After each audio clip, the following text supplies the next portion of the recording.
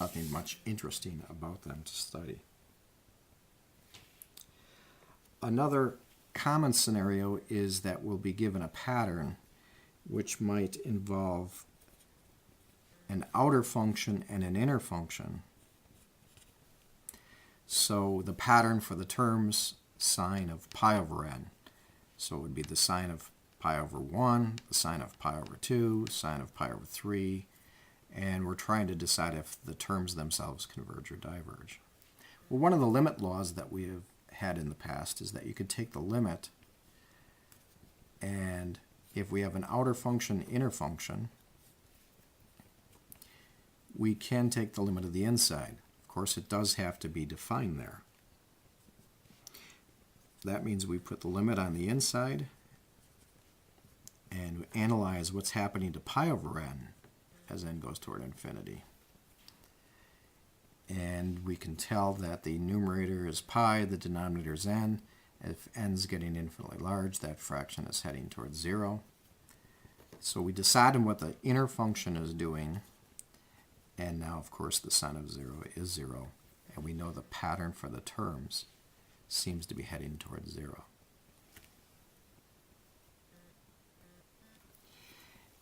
In fact, this is a summary of how we are applying Theorem 5. As long as we have a function defined at a particular spot, we can take the limit of that inner function and determine the value for the outer as well.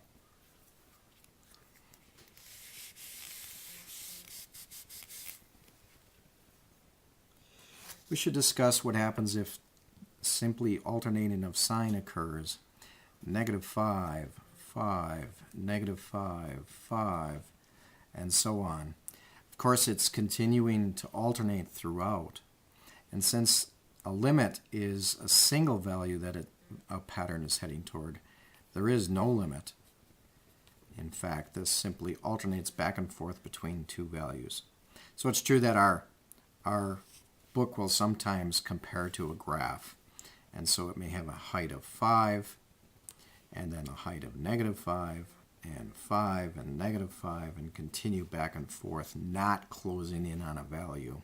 The graph simply helps us intuitively decide if there is a limit. So if it just alternates, there would be no limit because it's continuing to alternate and not head towards a single value.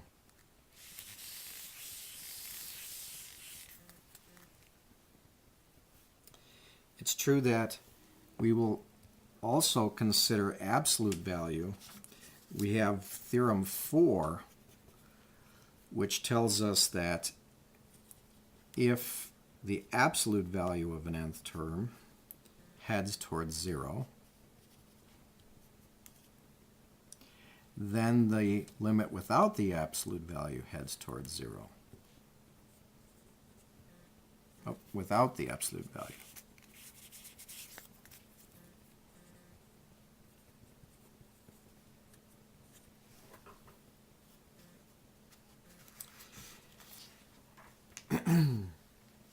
So if we have an expression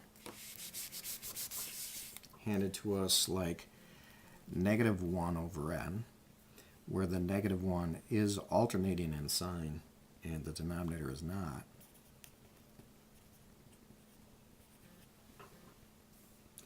we can take the absolute value, the limit, as n goes toward infinity, on the absolute value of -1 to the n over n. And the absolute value of the negative part, of course, makes it positive. So we then have the limit as n goes toward infinity on 1 over n. Of course, that heads toward 0. One of the keys that we must recognize is that the absolute value version has to head towards 0. Then the alternating version would also head towards 0. If the absolute value version heads toward a different value, then this would not be the case. Suppose it headed toward 1, then the version without the absolute value would not head toward 0, and it wouldn't head toward 1. So this theorem is only applicable when the absolute value version goes to 0.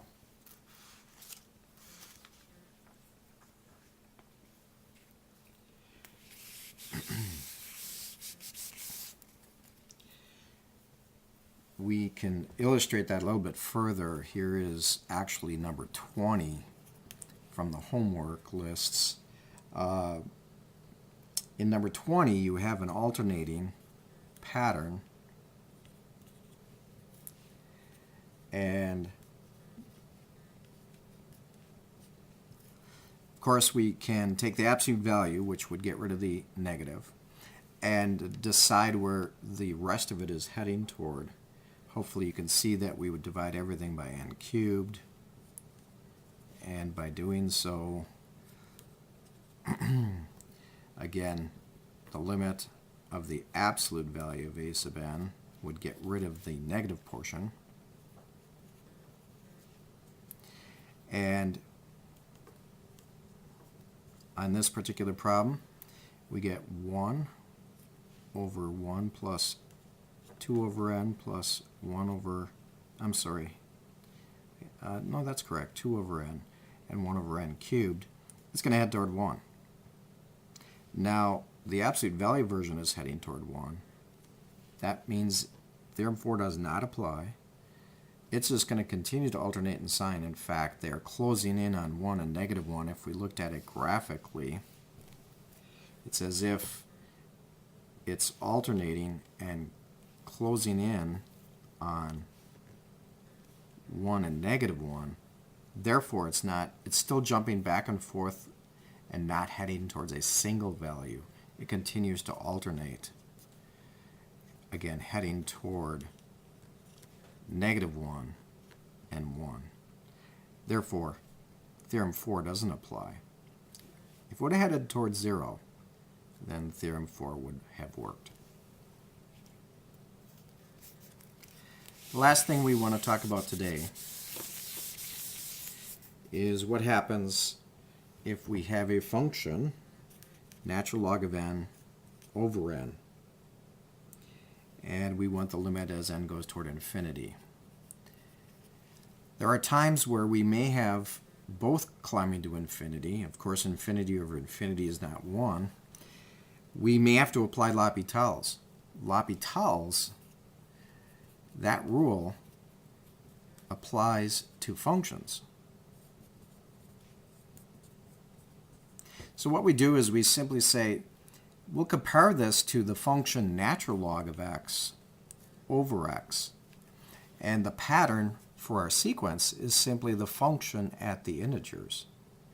So we convert to x and see what it does as x goes toward infinity. Now we can apply L'Hopital's. Of course, it has to be defined. It's appropriate. It's infinity over infinity of the type.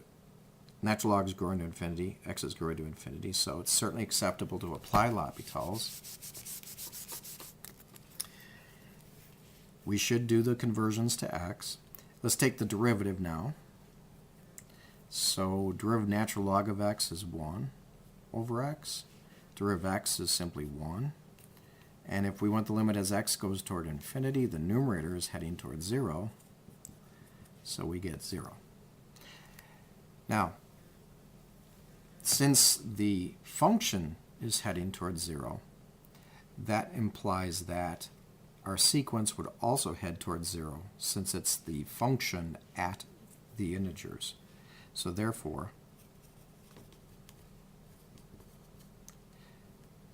it's true that our original problem, the limit of the natural log of n over n, as n goes toward infinity, would also head towards 0.